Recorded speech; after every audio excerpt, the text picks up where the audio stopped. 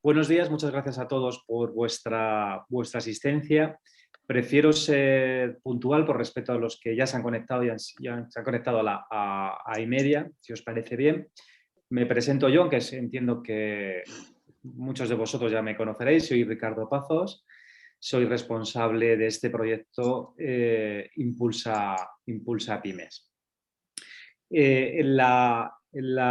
Doy paso ya al webinar de hoy, gestión de la incertidumbre, creencias y confianza, ¿no? En los momentos que vivimos, gestionar la incertidumbre y las expectativas es un aspecto fundamental para poder seguir avanzando. Todo ello además influye en la confianza de uno mismo. Esta es la introducción a este webinar y os hablo 3 líneas acerca de nuestro ponente, de Yago López. Doctor en Psicología y psicólogo de alto rendimiento, de carrera profesional en la empresa. Ha participado en proyectos de la Xunta de Galicia como Líderes del Futuro y Programa Executiva.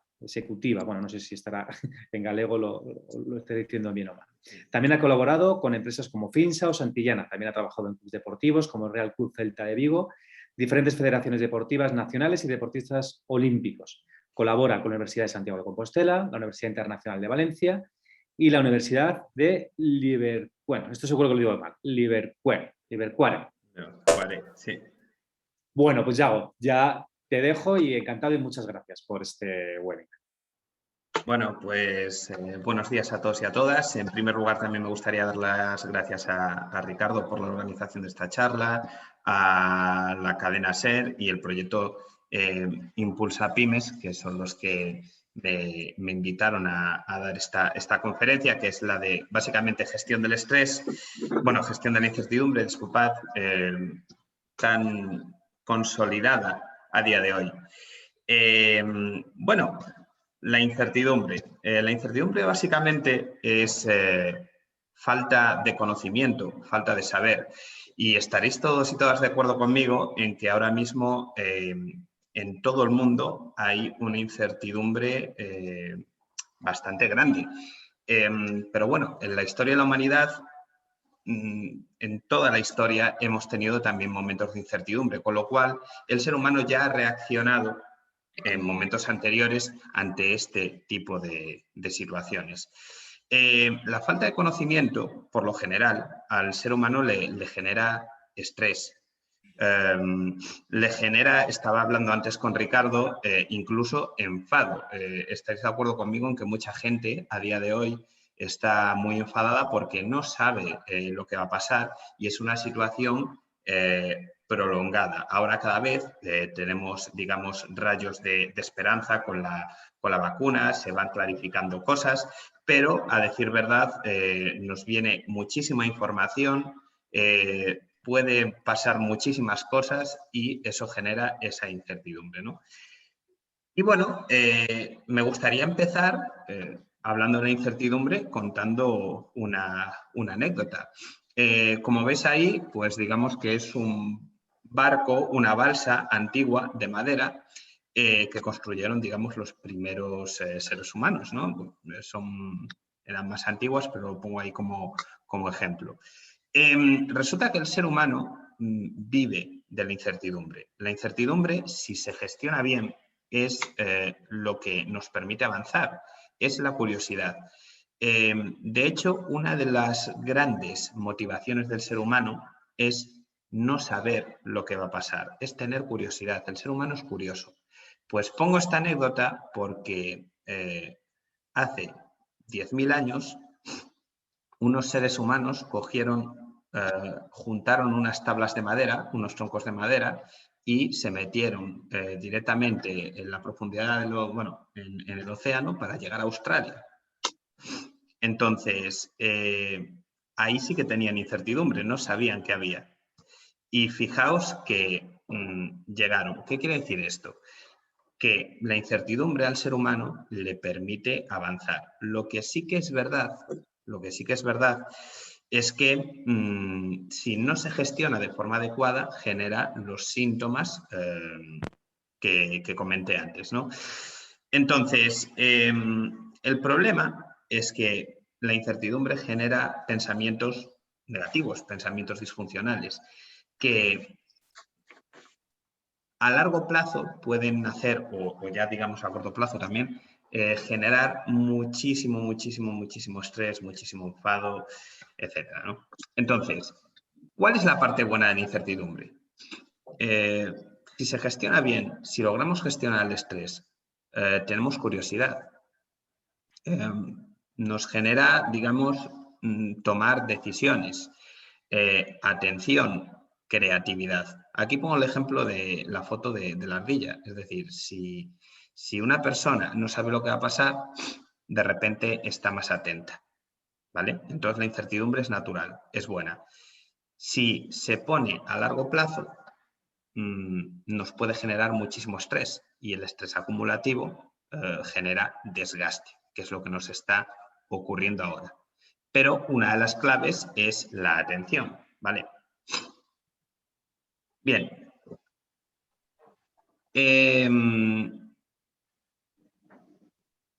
Aceptación de la realidad.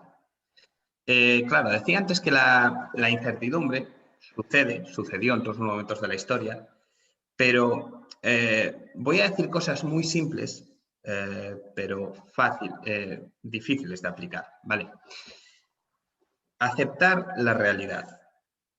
Aceptar no es estar de acuerdo. Aceptar no es conformarse. Aceptar es aceptar una situación. Os lanzo una pregunta. ¿Sabéis en cuántas cosas nos podemos centrar al mismo tiempo? Solo en una. Entonces, si una persona no acepta la realidad, lo que hace es darle muchas vueltas. Una persona que no acepta la realidad está lamentándose del pasado o está con una expectativa futura de a ver si las cosas cambian. Entonces, eso no es aceptar. Cuando no aceptamos, no estamos plenamente concentrados en el presente y realmente el presente es lo que nos genera la paz. ¿De acuerdo? Entonces, la aceptación, ¿vale?, implica primero la reflexión de una situación. Y la aceptación no quiere decir que tengas una emoción adecuada, que eso es otro de los problemas que hay, que muchas veces hemos etiquetado las emociones como negativas o como positivas. No existen emociones negativas ni positivas, existen emociones útiles. El ser humano ha evolucionado en toda su historia para desarrollar algo que es brutal, que son las emociones. Y las emociones nos permiten adaptarnos al medio. En un momento dado de la historia, alguien las ha etiquetado como negativas o como positivas. Puede ser que nos resulten más agradables o menos agradables, pero en ningún caso son negativas. Las emociones nos permiten adaptarnos de forma adecuada al medio. Es decir, en una situación como esta no podemos estar alegres, ¿vale? Entonces, por eso muchas veces nos cuesta aceptar la realidad, porque si tenemos una... perdón, es que tengo interferencias con alguien. ¿Podéis apagar los micrófonos? Vale, gracias. Decía, aceptación de la realidad. Cuando hay emociones negativas o etiquetadas como negativas de por medio, es más difícil aceptarla, ¿vale? Pero las emociones realmente solo son emociones y las emociones son pasajeras. Si a las emociones les ponemos una etiqueta, unos pensamientos que no son adecuados, ¿vale?, se genera un sentimiento. Digamos que la emoción es química, la emoción es pasajera, ¿vale? Los sentimientos, digamos, si aplicamos una ecuación, podríamos decir que son igual a emociones más pensamientos. Eso serían los sentimientos. Si tú a una emoción le pones un pensamiento equivocado, como por ejemplo, no debería tener esta emoción, ¿vale?, entonces nos puede generar sentimientos de rabia o sentimientos de enfado, ¿vale? Por eso la aceptación es fundamental, ¿vale? Para aceptar la realidad hacen falta dos claves para mí, en mi opinión. Primero, las relaciones. Una de los problemas de esta crisis ha sido que no hemos podido tener relaciones plenas con las personas. Y el ser humano está diseñado para tener relaciones con otras personas. Si nos meten ahora en una pandemia en la cual no podemos ver sonreír, no podemos abrazar, eso se deteriora. Con lo cual, afortunadamente, ahora contamos con unas tecnologías que nos pueden, digamos, apaciguar un poco este proceso, ¿vale? Pero aún así las personas necesitamos relaciones. Apoyarse a los que nos rodean es vital para poder aceptar la realidad. Y segundo, las estrategias de afrontamiento, que básicamente, concretando, sería centrarse en el presente, ¿vale? Y llevando la iniciativa. Lo que genera frustración es no poder hacer nada, es la inacción, ¿de acuerdo? Entonces, para resumir esta diapositiva, resulta que para la incertidumbre, cualquier situación que nos venga en la vida, hay que aceptar la realidad, ¿vale? Y para aceptar hay que reflexionar aceptando también o naturalizando las emociones que nos vienen, ¿vale? Y muchas veces nos cuesta porque una emoción negativa está, digamos, en este mundo mal vista. Y eso nos lo han enseñado desde pequeños. Si os fijáis, no suena que muchas veces nos dicen, oye, Yago, no te pongas triste, no te enfades. Claro, si desde pequeños nos están diciendo que eso no es bueno, vamos a tener sentimiento de culpa cada vez que lloramos, vamos a tener sentimiento de culpa cada vez que nos enfadamos, pero eso es normal. La clave es que no se prolongue en el tiempo, ¿de acuerdo? Si la realidad la etiquetamos de forma correcta, vamos a llevar mejor el proceso. Vamos a dejar de estar centrándonos en el pasado o en el futuro y vamos a tener toda nuestra capacidad de atención para ser resolutivos. Por ejemplo, algo que ha pasado mucho en esta crisis es que al principio a mucha gente le ha costado aceptar la realidad, ¿vale? Y os pongo la diferencia entre asumir que está pasando y aceptar.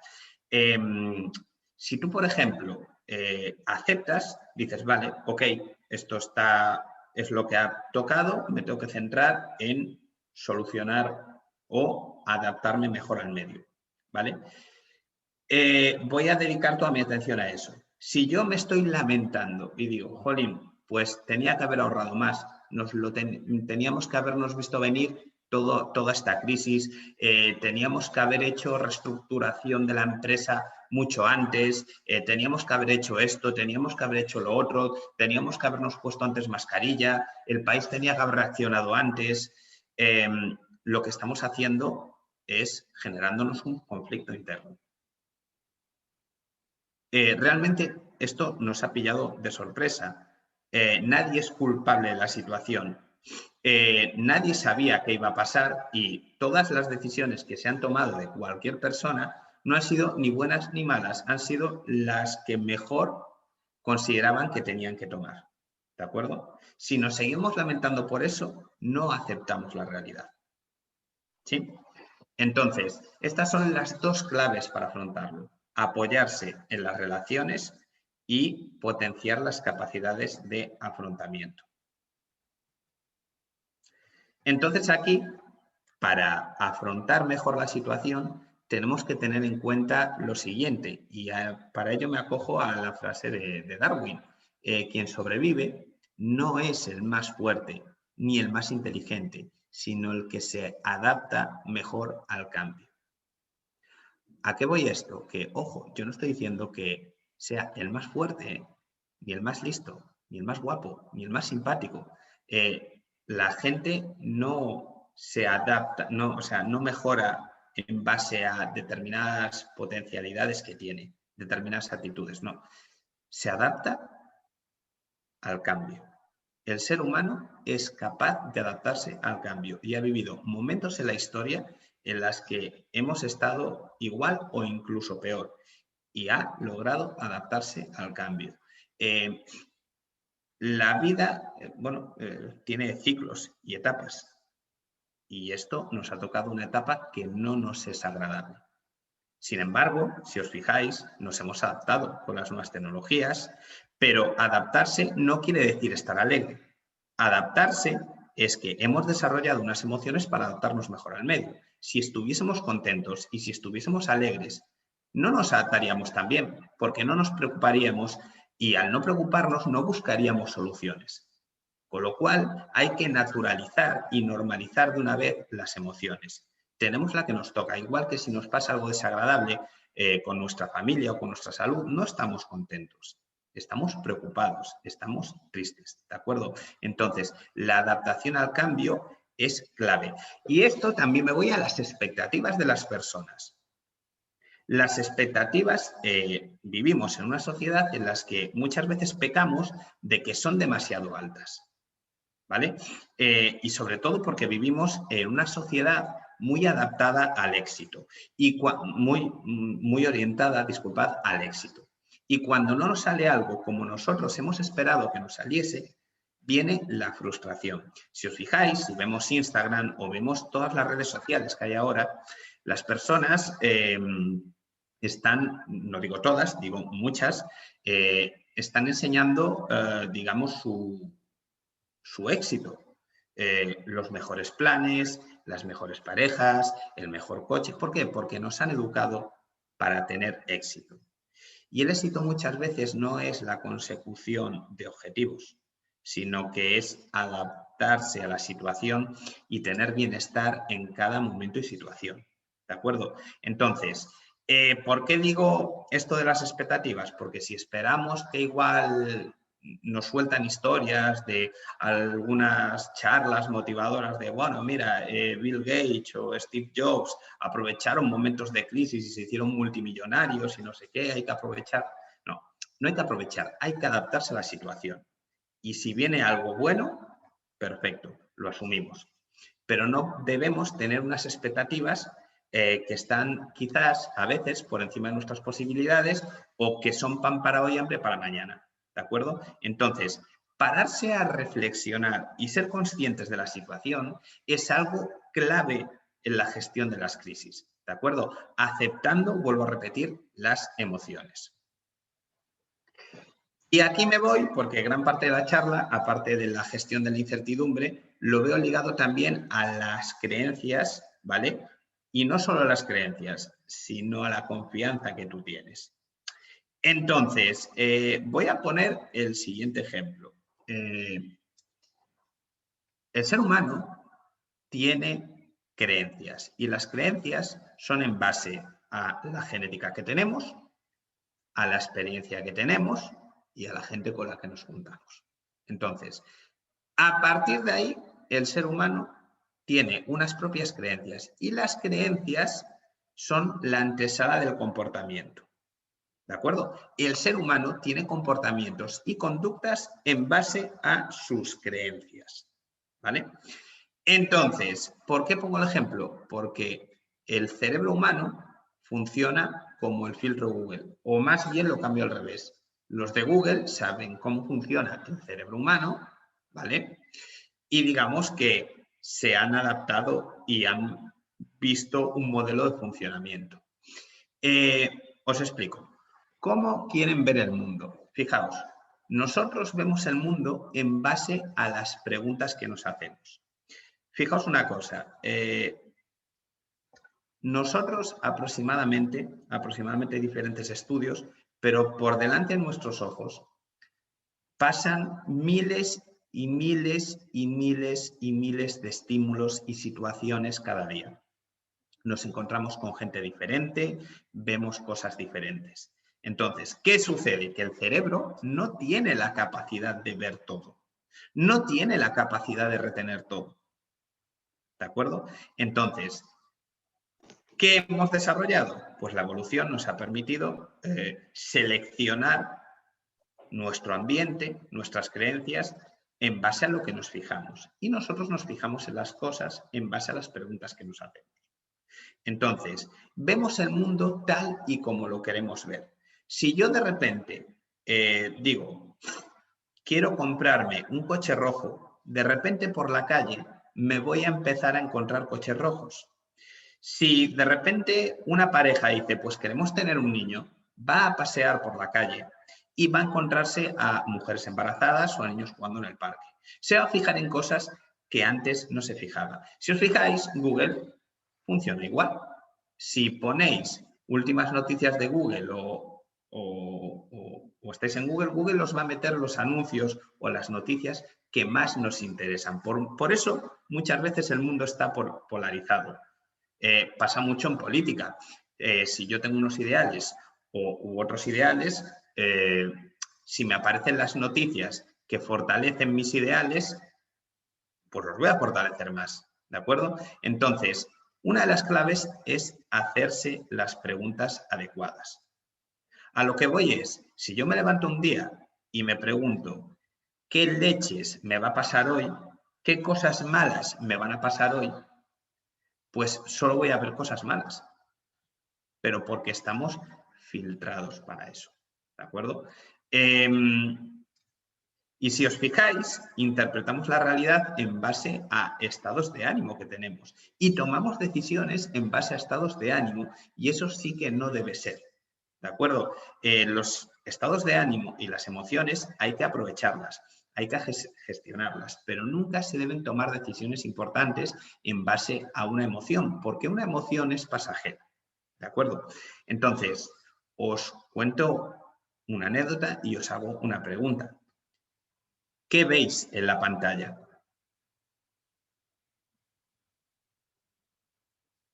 Supongo que estaréis buscando qué hay más del punto negro, ¿no? Entonces, os cuento una anécdota. Lao Tse era un filósofo chino que tenía discípulos y sus discípulos le preguntaron una vez, oye, ¿por qué la gente tiene determinadas creencias? ¿Por qué la gente se enfada tanto?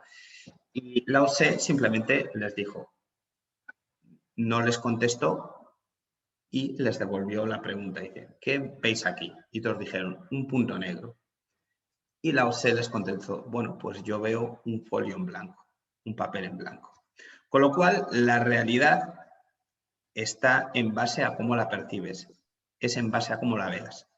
Y en base a cómo veas la realidad, te generas unas creencias. Y en base a las creencias que tú tengas, tú tienes unos comportamientos. Se hizo un estudio en Estados Unidos con una serie de mujeres. Se focalizó a una población femenina, ese estudio.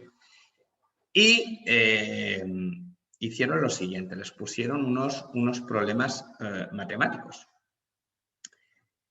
Y a la mitad de las mujeres, bueno, eran mujeres asiáticas, y a la mitad de las mujeres le dijeron, recordad antes de hacer estas operaciones matemáticas que sois mujeres.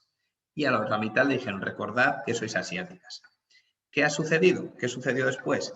Que resolvieron mucho mejor los problemas matemáticos las mujeres asiáticas. ¿Por qué? Porque lamentablemente a día de hoy aún tenemos la creencia de que el hombre es mejor en ciencias y la mujer es mejor en humanidades, en letras. Y también se tiene la creencia que los asiáticos son mejores en matemáticas. Con lo cual, demuestra una vez más que en base a las creencias que tienes, tú vas a tener más confianza o menos confianza o te vas a enfrentar de una forma u otra a la realidad. ¿De acuerdo? Y Albert Einstein esto lo sabía muy bien y lanzó la siguiente, bueno, decía que una persona ve el mundo en base a la siguiente pregunta. ¿Vivo en un mundo hostil o vivo en un mundo amigable? ¿Qué quiere decir esto? Si yo estoy en una mala época generada por la incertidumbre y me levanto por la mañana y me digo, oye, ¿qué me va a pasar hoy? ¿Qué cosas malas me van a pasar hoy? Pues evidentemente el filtro de mi cerebro me va a decir, pues algo malo, el café está caliente, menuda mierda, llueve, hace frío, me tengo que poner la mascarilla. ¿Por qué? Porque yo le he dicho a mi cerebro, busca lo malo con esa pregunta. El poder del lenguaje es brutal. Lo que nosotros tenemos, o sea, el habla fue de las últimas capacidades que el ser humano ha llegado a desarrollar.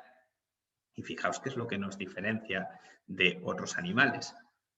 Entonces, al final, lo que nosotros nos decimos lo que nosotros nos preguntamos va a influir en nuestro comportamiento.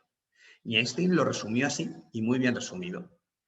Si yo digo, vale, bien, acepto esto, pero ¿qué cosas buenas me van a pasar hoy? Algo nos va a pasar.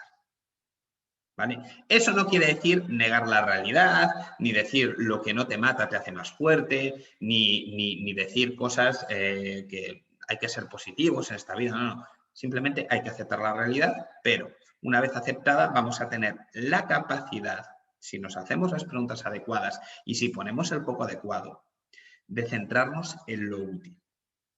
Y hay momentos en la historia en los que vamos a tener más cosas seguro desagradables en los que centrarnos que agradables. Pero siempre, siempre hay algo que nos es funcional. Es más, ya no diría ni negativo ni positivo. Cada persona tiene que buscar lo funcional para esa misma persona. Lo funcional es centrarse en aquellas cosas que le son funcionales. Lo disfuncional es aquello que no nos vale para nada y que nos puede generar un problema. ¿De acuerdo? Entonces, las creencias se desarrollan de esa manera. Entonces, termino esta parte diciéndoos que no vemos las cosas como son, las vemos tal y como somos. ¿De acuerdo? Por eso, lo que ha pasado de Internet, de tener tendencias, medios de comunicación, en base a lo que veas, lo que escuches, vas a percibir de una forma la realidad y vas a afrontar la situación y la incertidumbre de una forma o de otra. Y por eso insisto, a riesgo de ser pesado, que tenemos que tener mucho cuidado con eso y pensar de forma consciente cómo estamos, en qué creemos y en qué nos estamos fijando. ¿Por qué digo lo de ser conscientes? Porque el ser humano, también el cerebro humano funciona como un piloto automático. ¿De acuerdo? Vivimos el día a día de forma automatizada, porque pensar y reflexionar es muy cansado. Muchas veces tenemos que pararnos y pensar qué estamos haciendo, en qué nos estamos centrando y qué emociones tenemos para poder corregir el rumbo. ¿Vale? Y me voy a la última parte, que es la parte de la conceptualización. ¿Vale? Expliqué lo que es la incertidumbre, me fui después a las creencias y ahora me voy a la confianza que podemos tener para gestionar las situaciones.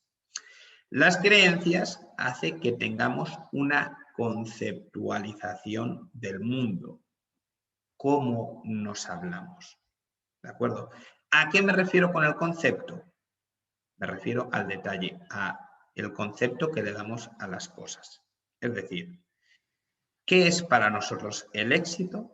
¿Qué es para nosotros el fracaso? Eso es muy importante a la hora de afrontar la realidad. Si nosotros tenemos un concepto sobredimensionado del éxito, vamos a frustrarnos todo el día. Vamos a ser más irascibles. A estar más irascibles. ¿De acuerdo? Si nosotros decimos que el fracaso no se contempla, o si tú quieres, puedes, tenemos un concepto distorsionado de la realidad y eso es lo que nos va a afectar en un futuro. El concepto que tenemos de la situación y cómo nos hablamos. Yo trabajo mucho en deporte y esto me pasa mucho con los deportistas. Los deportistas se frustran constantemente si no gestionan bien sus expectativas, su concepto del mundo y su realidad. ¿De acuerdo? En base al concepto predeterminado que tienen, van a reaccionar ante determinadas situaciones de una forma o de otra. Y me pasó hace poco una anécdota con un deportista de bádminton ya consolidado, campeón de España, de su categoría, un tío que es muy bueno. Entonces estaba jugando y yo estaba en la pista con ellos y estaba viendo de lejos que ya gesticulaba, que no estaba bien. Entonces dije, me voy a acercar y voy a hablar con él a ver qué pasa.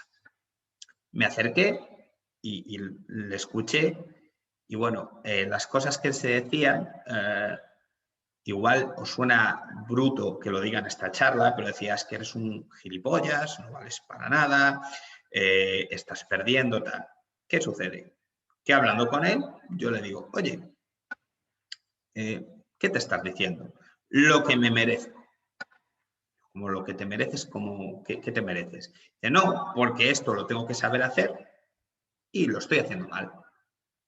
¿Vale? Entonces, ¿qué conceptualización tenía el del éxito? Es que necesita meter todos los puntos y que tiene que ganar.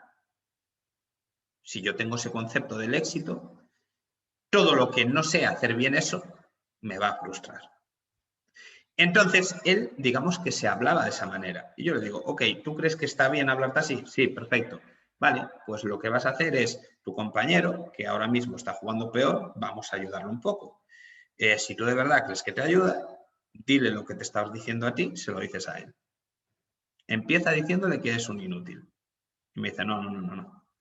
Bueno, ¿y por qué no? Dice, porque aquí pueden pasar dos cosas. La primera es que lo hunda en la miseria, o la segunda es que me parta la cara, y con razón. Yo le dije, vale, ok. Entonces, si a tu compañero no se lo quieres decir y tú asumes que se hunde en la miseria, ¿por qué te lo dices a ti mismo? Entonces, parece muy simple, parece una obviedad, pero ¿cuántas veces las personas tenemos errores y nos machacamos? Es que eres tonto, es que no sé qué. Vale, en el día a día no nos afecta esa situación porque estamos habituados y acostumbrados. O no notamos que nos afecte, disculpad. Pero en realidad sí que nos afecta. Los estudios dicen que lo más importante es cómo nos hablamos nosotros. ¿Qué nos decimos? Por eso hay que ser conscientes de cómo nos hablamos ante determinadas situaciones. O pensar, esto es una mierda, todo lo que nos está pasando, voy a fracasar, el mundo ya no tiene sentido, el mundo va cada vez peor. Yo ya no debato si es verdad o no es verdad eso. No debato si tenemos buen concepto o tenemos mal concepto de la situación. Lo que sí os pregunto ¿es funcional? ¿Se puede cambiar? No. Y en el caso de que no se pueda cambiar, pensando de una determinada manera, resulta funcional. No negativo ni positivo, ¿eh? Funcional. Pues la experiencia nos dice que no. Y la experiencia y la ciencia nos dice que esa situación nos perjudica, nos hace tener menos confianza y menos capacidad resolutiva, menos creatividad, menos concentración. ¿De acuerdo? Por tanto, la conceptualización de la situación es muy, muy importante. Entonces, visto la gestión de la incertidumbre y visto las creencias, me voy a la última parte, que es la confianza. ¿De acuerdo? Y volvemos a la conceptualización. La confianza no es creerse el crack del mundo. La confianza no es no tener miedo, no hacer las cosas bien siempre, etcétera, etcétera. No. Los estudios dicen que hay confianza rasgo y confianza estado. La confianza rasgo es la confianza que tenemos de base. La confianza estado nos dice que la confianza varía en base al contexto en el que vivimos. Entonces, tenemos que tener una conceptualización de confianza adecuada. Yo puedo tener confianza y un día dudar de mí mismo. Eso, a mí me vienen muchas personas a trabajar a la consulta, me dice, es que no tengo confianza porque hay determinados días que dudo de mí. Es normal dudar. Otra cosa es que si yo tengo un autoconcepto negativo y yo estoy mal todos los días, vale, ahí sí que hay que potenciar tu confianza, ¿de acuerdo? Pero muchas veces la gente duda de sí misma y se machaca por cosas que son completamente normales y naturales, ¿de acuerdo? Entonces, primero, conceptualización adecuada. Vamos a ver lo que es la confianza, porque la confianza aceptándola y potenciándola nos va a permitir gestionar mejor la situación, gestionar mejor la incertidumbre. ¿De acuerdo? Si a mí un día me insulta, si ahora al final de la charla todos me decís, Yago, menuda mierda, esto no nos ha gustado, no sé qué, yo puedo tener un concepto de mí mismo bueno, pero evidentemente afecta, porque soy un ser humano. ¿De acuerdo? Entonces, de rasgo estaría bien, pero de estado, de una situación concreta, pues me afectaría y bajaría.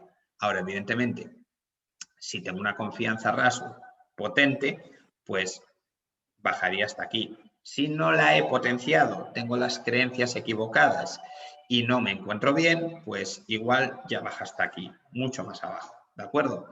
Entonces, ¿qué factores determinan la confianza? Pues en primer lugar, las creencias que tenemos. Como dijo Einstein, lo más importante es las preguntas que nos hacemos. ¿Con quién nos juntamos? Ahí tendremos unas creencias y en base a las creencias vamos a tener determinadas reacciones. ¿De acuerdo? Compasión y amabilidad. Cuidado, parece muy simple. Parece muy simple y muy obvio lo que os voy a decir, pero yo suelo basar las formaciones que hago en evidencias científicas y la ciencia nos dice que agradecer y ser amables nos sube la confianza a nosotros. Es decir, os estoy diciendo que seáis amables por puro egoísmo, porque el ser humano tiene el cerebro diseñado para interactuar con otras personas. Si somos amables con otras personas, nos sube la confianza a nosotros. Entonces, el concepto del éxito que quizás tenemos implantado en esta sociedad no es adecuado. No hay, todo el mundo tiene ego, pero satisfacer nuestro ego no es el camino. Estamos diciendo que la colaboración es el camino, que la compasión y la amabilidad es el camino. ¿De acuerdo?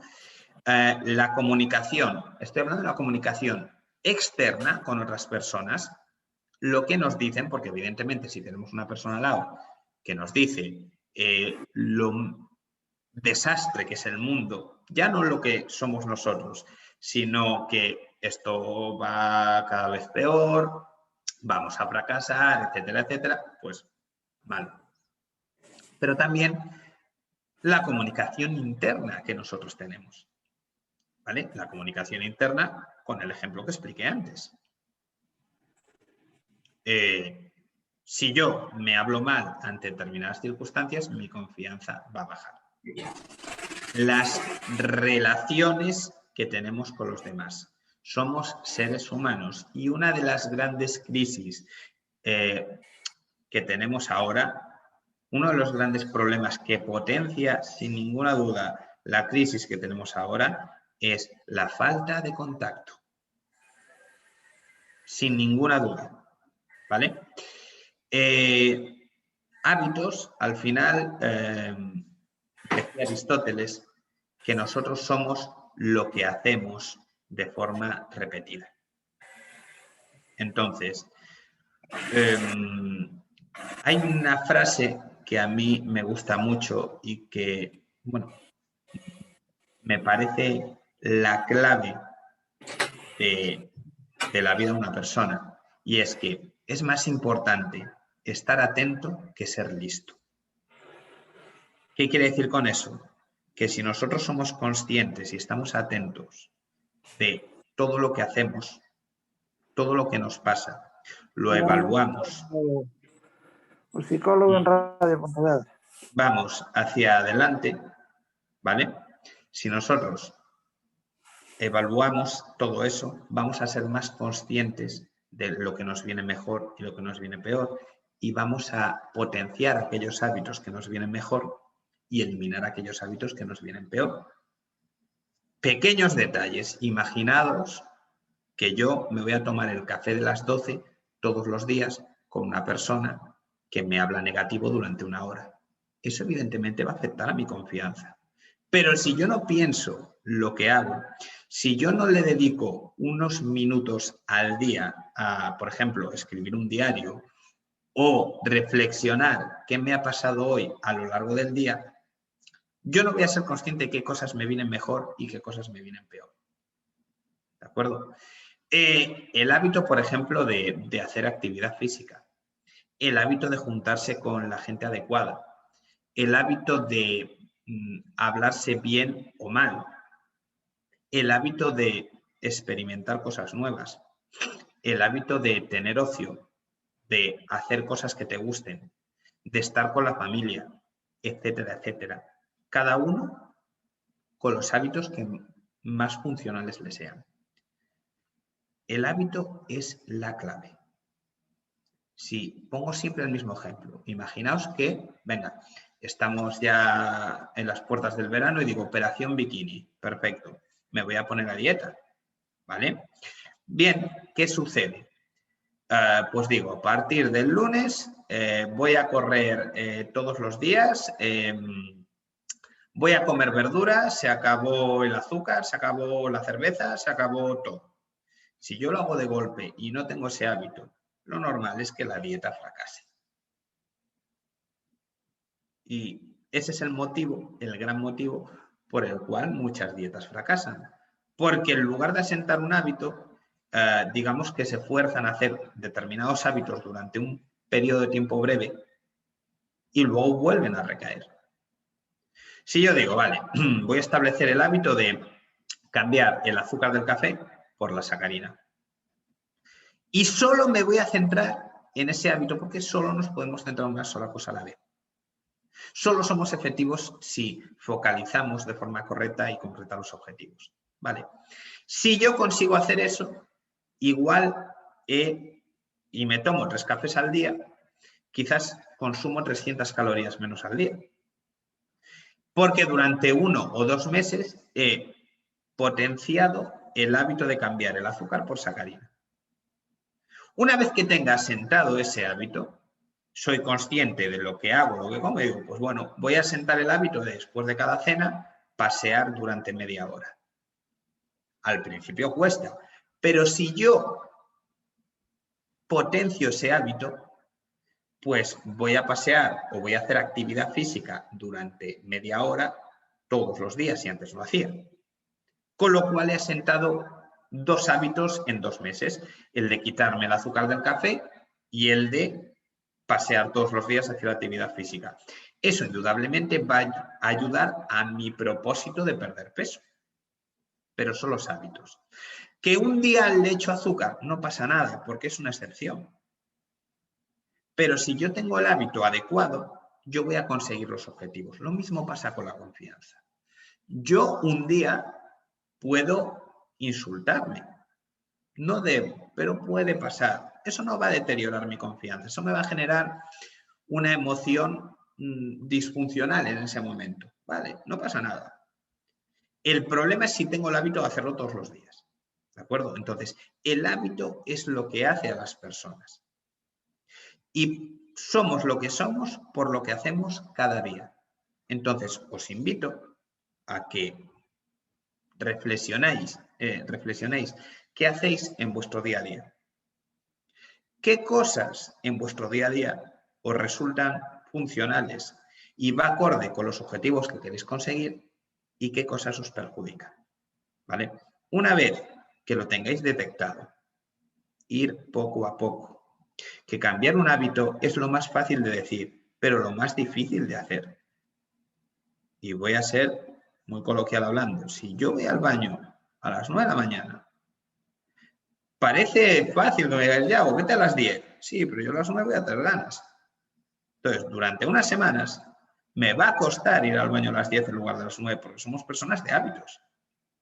Entonces, cambiar un hábito implica fuerza de voluntad, implica motivación, implica mucha concentración en ese hábito.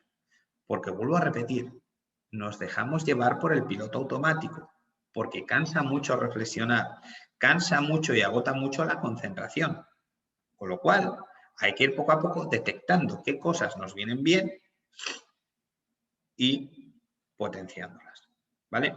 Y por último, que parece una chorrada, pero es importante, el tema del contexto y la postura. Fijaos, muchos de los de aquí estamos sentados todo el día.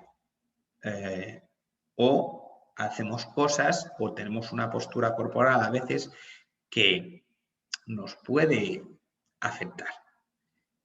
Os explico. El ser humano es química. Y se ha demostrado que lo que hacemos genera reacciones en nuestro cerebro que nos permiten liberar determinadas hormonas u otras hormonas que generan un efecto. Por eso decía lo de las relaciones. Si yo doy un abrazo durante más de 30 segundos, yo voy a liberar una hormona que se llama oxitocina, que me permite tener más confianza.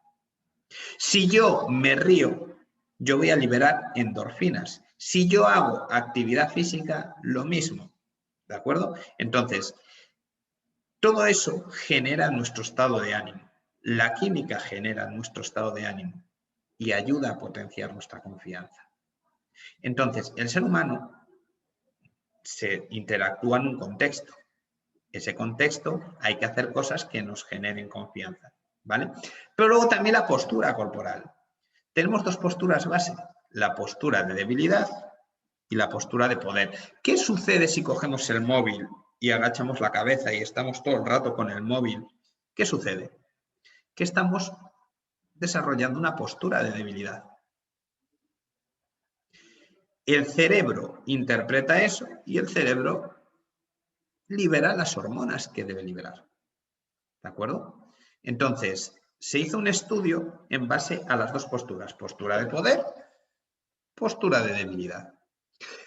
Cuando tú tienes durante más de 2 minutos la postura de debilidad, rebajas los niveles de testosterona y aumentas los niveles de cortisol. El cortisol es la hormona del estrés. Si tú tienes durante 2 minutos la postura de poder, pasa el efecto contrario. Con lo cual, ¿no os ha pasado nunca que estáis un poco apagados y de repente os levantáis para comunicar algo y os da una especie de subidón? Eso es por las hormonas. Entonces, el contexto y la postura también tienen mucho que ver. De hecho, en los gimnasios la gente dice al mes o los 2 meses que se encuentra mucho mejor y muchas veces es causado porque pone más recta la espalda y ve el mundo de otra manera. Entonces, hasta el más mínimo detalle puede tener efecto en nuestra confianza. Por eso os pongo de ejemplo, personas que llevan mucho tiempo sentados, quizás coger el hábito de levantarse, pasear durante 10 minutos, poner la espalda recta, ayuda mucho a su estado de ánimo y a afrontar el día de una forma más adecuada. ¿De acuerdo?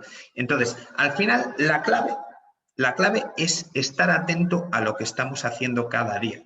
Estar atento a cómo nos hablamos, a qué preguntas nos hacemos, en qué nos estamos fijando para desarrollar una confianza que nos permita gestionar la incertidumbre de forma adecuada. Y sobre todo hay una parte muy importante que dije, que es la conceptualización. Tenemos que normalizar las emociones. Distinguir entre lo que es una emoción, que la vamos a tener siempre. De hecho, parecemos, el ser humano es como una montaña rusa emocional. En un día podemos tener muchas emociones diferentes. Las emociones son pasajeras, duran minutos. El problema es si las etiquetamos o les ponemos un concepto que no es el que le tenemos que poner.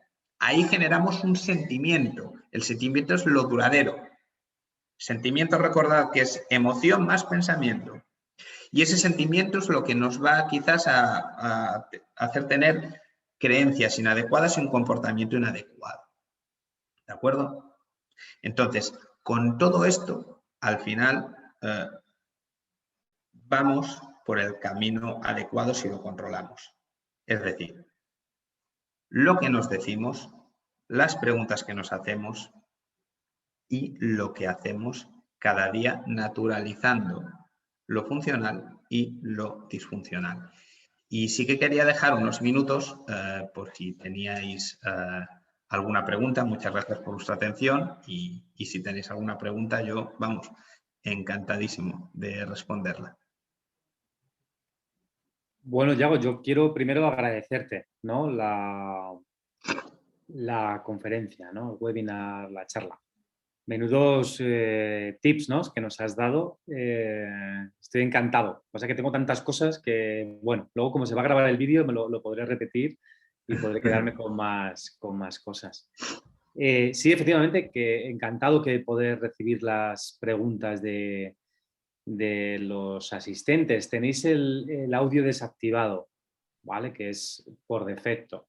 Entonces, nada, solo tenéis que activarlo y bueno, y aprovechar la oportunidad. Si te parece ya, pues esperamos un momento. Sí. Y si no, te tiempo damos que haga alguna. falta. Las que quieras. Gracias.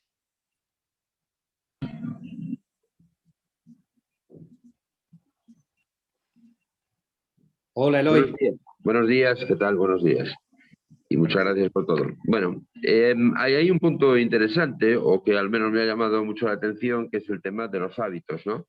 Y aunque lo has explicado algo, Yago, no sé si es que hay fórmula, me imagino que es el querer hacerlo, pero ¿hay algo que nos pueda ayudar a cambiar el hábito que no queremos por otro que sea mejor? Sí, hay un par de claves. Primero, la motivación para cambiar ese hábito. La motivación, y vuelvo porque al final el concepto, siento ser pesado, pero es que es muy importante. La motivación no es tener ganas. La motivación es generar necesidad. Es decir, la motivación es dirigir el esfuerzo para satisfacer una necesidad. ¿Vale? Entonces, por un lado es la motivación, generar la necesidad real de que necesito cambiar un hábito. ¿Vale? Y segundo es concretar ese hábito que quieres cambiar y focalizar toda tu atención en ese hábito para luego tener esa fuerza de voluntad. Son los 3 pasos. Cambiar un hábito no es sencillo. No es sencillo porque las personas somos personas de hábitos. ¿De acuerdo? Y tenemos determinados hábitos automatizados. Entonces, cuando desarrollamos uno, ya vamos con el piloto automático y realmente nos acostumbramos. Si queremos cambiar un hábito, tenemos que hacer esos 3 pasos. Primero, detectar esa necesidad. ¿Vale? Y segundo, focalizarlo, escogiendo la estrategia adecuada e ir a por ello. ¿Me explico? Entonces, es un trabajo primero de reflexión. ¿Qué hábito necesito cambiar para ser yo más funcional? Y a partir de ahí, motivarme. De hecho, fijaos, Maslow decía que la motivación hablaba, ¿no? No sé si os suena la pirámide de Maslow, que es la teoría de las necesidades, la pirámide de las necesidades. Y Maslow dice, oye, hay determinadas necesidades básicas, ¿vale? Que estamos motivados para satisfacer, que son el tema de comer, respirar, las relaciones, etcétera, etcétera. Y si tenemos esas necesidades básicas satisfechas, nos vamos ya a las de crecimiento personal. Y os voy a poner, a mí me gusta poner ejemplos muy del día a día que seguro que le veis a amigos, a compañeros e incluso a vosotros mismos para que veáis lo importante que es esto. Fijaos, el tema de la dieta. ¿Vosotros sabíais que tienen más éxito las dietas los solteros que los casados o las casadas? ¿Sabéis por qué es? Porque la necesidad de verse mejor físicamente la tienen más los solteros, porque hay una necesidad de relacionarse y tener una relación con otra persona. Y aumentas las probabilidades si tú te ves mejor físicamente. ¿De acuerdo? Entonces, como relacionarse es una necesidad del ser humano, yo voy a estar más motivado para ello. ¿De acuerdo? Entonces, si tú quieres cambiar un hábito, primero debemos detectar, tener un espacio de reflexión y decir, vale, ¿qué hago en el día a día? Perfecto. ¿Qué me viene bien y qué me viene mal? ¿Qué necesito cambiar? Y a partir de ahí, focalizo mi atención en esto, ¿vale? Si focalizo mi atención en esto, el siguiente paso es reflexionar sobre ese hábito. ¿Por qué necesito cambiar ese hábito? Y de cambiar el chip de tu cerebro y decir, vale, necesito cambiar este hábito por eso. Motivarte y a partir de ahí establecer una estrategia y unas rutinas para cambiar ese hábito. Y paciencia y esperar. ¿De acuerdo? Vuelvo a la conceptualización. Muchas veces la gente abandona porque tiene, digamos, una recaída en determinados hábitos. Eso no es malo. Eso es la excepcionalidad. El otro día hablaba con una empresaria que trabajo y dice, joder, Yago, estuve 3 semanas haciendo eso y ayer caí y volví al antiguo hábito. Bueno, fenómeno. Eso está muy bien, no pasa nada.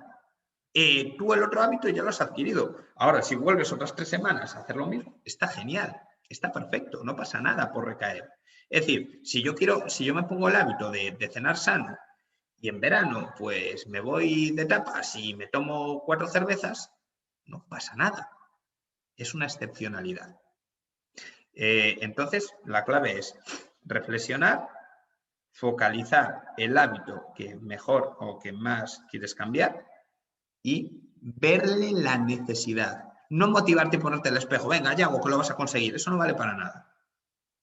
Te ayuda unos segundos, pero lo más importante es detectar la necesidad real de ese hábito. Muy bien, muchas gracias. Nada, a ti. No sé si hay alguna pregunta más. ¿No? Bueno, yo te lanzo una, Yago. Me ha parecido fantástico cómo has arrancado, ¿no? Intentando quitar esa creencia, ¿no? De que la incertidumbre es mala, ¿no? Yo creo que además me he quedado con eso, ¿eh? Si digo una tontería, dímelo. Me quedo con que al empresario la incertidumbre nos viene bien. Si le intentamos dar la vuelta, ¿no? Teniendo en cuenta que todos somos empresarios, los que aquí estamos en este momento, y teniendo en cuenta esto que nos sucede ahora, que es que tenemos que estar luchando, ¿no? Con la incertidumbre, que a lo mejor había que cambiar esa creencia, no hay que luchar con la incertidumbre, ¿no? Hay que sacar el mayor provecho, ¿no? de esa circunstancia. ¿Cuál sería para ti, no sé, como el titular, ¿no? Para ya aterrizando y teniendo en cuenta la coyuntura, ¿no? En la que estamos viviendo, ¿qué le dirías a los empresarios? Primero, que siempre, yo siento ser portador de malas noticias, pero siempre vamos a tener incertidumbre. Siempre. Ahora hemos coincidido en un contexto en el que todos a la vez tenemos incertidumbre. ¿Vale? Y tenemos un contexto negativo, quizás si lo etiquetamos como negativo, porque ha sido, digamos, una crisis bestial. ¿Vale? Pero siempre en la empresa y en la vida vamos a tener incertidumbre y eso es lo que nos permite avanzar. Si iniciamos una relación, no sabemos cómo, podemos ser optimistas, pero realmente no sabemos cómo va a ir. Si iniciamos una empresa, no sabemos cómo va a ir. Podemos focalizar nuestra atención en hábitos, en estrategias y en una planificación para que vaya lo mejor que sabemos hacer que vaya. Pero no sabemos el futuro. Realmente es lo bonito del ser humano. Vivimos porque no sabemos qué va a pasar. Vivimos porque no sabemos cuándo vamos a morir. Y eso es incertidumbre. La incertidumbre nos permite movernos. La incertidumbre es la clave para la vida. Si la etiquetamos como no quiero tener incertidumbre y quiero quedarme en yo sé todo, pues al final voy a entrar en un estado de apatía. ¿De acuerdo? Entonces, la incertidumbre es la clave para que a un empresario le vaya bien. Simplemente hay que etiquetarla de forma adecuada y generar la estrategia adecuada aceptando que podemos fracasar. Vuelvo a repetir, la conceptualización del fracaso. El fracaso está mal visto, pero ¿qué os voy a decir? Está en el día a día. Entonces, yo diría que la incertidumbre es la clave para poner un titular de cualquier empresario o empresaria. Buah, a mí se me han puesto los pelos de punta, ¿eh, Thiago? Al final es tremendo, ¿no? Como la incertidumbre no solo no es malo, sino es la clave para seguir avanzando, mejorando, Es ¿no? la clave para levantarte de la cama. Si os fijáis, me voy a poner un poco coach, pero es verdad.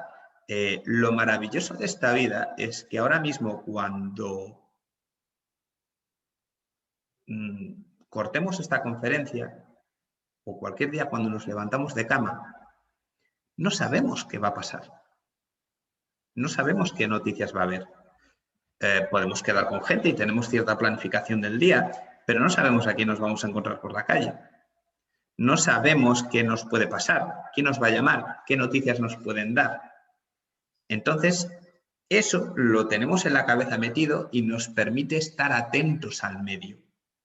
Y el estar atentos nos permite vivir y centrarnos en el contexto.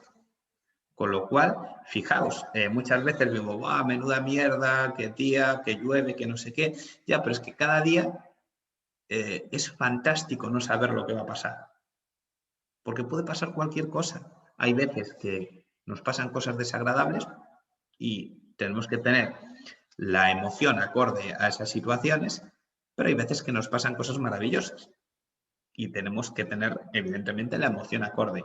Y fijaos una cosa, una emoción no puede vivir sin la otra. Nosotros estamos alegres porque antes hemos tenido tristeza y nos ponemos tristes porque antes hemos estado alegres o nos hemos enfadado. Entonces, la montaña rusa emocional del ser humano es la clave. Las emociones al final, si os fijáis, se encajan todas unas con otras. Pasa que, claro, es más agradable tener felicidad, alegría y todo eso que tristeza. Pero no saber lo que va a pasar es lo más maravilloso de esta vida. Entonces, al final, es la clave. Bueno, me quedo con eso, ¿eh? Que no saber lo que va a pasar es lo más maravilloso de la vida. Fijaros que bien. Sí. ¿Tenéis alguna otra pregunta, alguno de vosotros? A ver, Yago, buenos días. ¿Qué tal? Buenos días. Has puesto un ejemplo del bádminton, del campeón ese que se castiga a sí mismo por algo que le sale mal. Entonces, bueno, le comentas que lo haga con el compañero, ¿no? Y pueden surgir dos cosas. Una, que lo hundas en la miseria o que te dé dos hostias. Traducido a uno, porque eso te va a pasar, ¿no? Que al final que sale más rentable, que te hundas en la miseria o que lleves dos hostias. ¿Qué me entiendes? ¿Qué te sale para el aprendizaje, dices? A ver, al compañero, si tú comentas, si se lo hago al compañero, pues lo puedes hundir en la miseria o te puede rebotar, así te puede dar dos hostias. Entonces, esto traducido a ti, que es en realidad que te está pasando esto, de que quieres mejorar, pues ¿cuál de los dos conceptos sería el más apropiado? Pues si te digo la verdad, Ramón, ninguno, porque ese chico al final no lo hizo. Es decir, se dio cuenta de que, claro, hacer eso es disfuncional para mí de las dos maneras. O sea, esto es que hay veces que si... La moraleja es que si tú eres consciente de lo que te está generando una situación, etiquetas esa situación como si es funcional o disfuncional para ti. Pero muchas veces, como vas con el piloto automático, no te das cuenta de que es disfuncional. Este chico, al externalizarlo todo y al decirle, vale, aplícalo a otra persona, resulta que se dio cuenta de que, claro, esto que estoy haciendo solo tiene dos salidas. O que me partan la cara o hundir en la miseria a otra persona que es amiga mía. Con lo cual, si me lo aplico a mí mismo, también es eso, o me enfado conmigo mismo o me hundo en la miseria, ¿de acuerdo? Entonces, el ser consciente de esa situación le permitió detectar una situación o un hábito que estaba haciendo como disfuncional, ¿de acuerdo? Entonces, cualquiera de las dos salidas era disfuncional para él. Eso era, digamos, la moraleja de la historia. Es que muchos, bueno, efectivamente tenemos esa apreciación y nos machacamos mucho en mejorar en alguna cosa. Claro. Que ojo, vuelvo a repetir, el mundo también es maravilloso por las excepcionalidades. Es decir, sé que es malo tomar chocolate, pero es maravilloso tener la excepción de tomar postres de vez en cuando. Entonces, no pasa nada, es humano machacarse un día. Es humano pelearse un día con una persona. Imaginaos que todo es maravilloso, todo es alegre y la gente se comporta de forma que consideramos perfecta todo el día. Qué aburrido sería el mundo, ¿no? Entonces, no pasa nada si un día lo haces. El problema es si lo haces de forma como hábito. Es decir, si yo ahora mismo me confundo en la charla y al terminarla digo, joder, Yago, eres un estúpido, ¿cómo has hecho esto? Y el resto de los días no lo hago, no ha pasado nada, he aprendido de esta experiencia. El problema es si yo detecto que lo hago todos los días, esa es la clave. Por eso he hablado de hábitos. El hábito es lo que hace a la persona.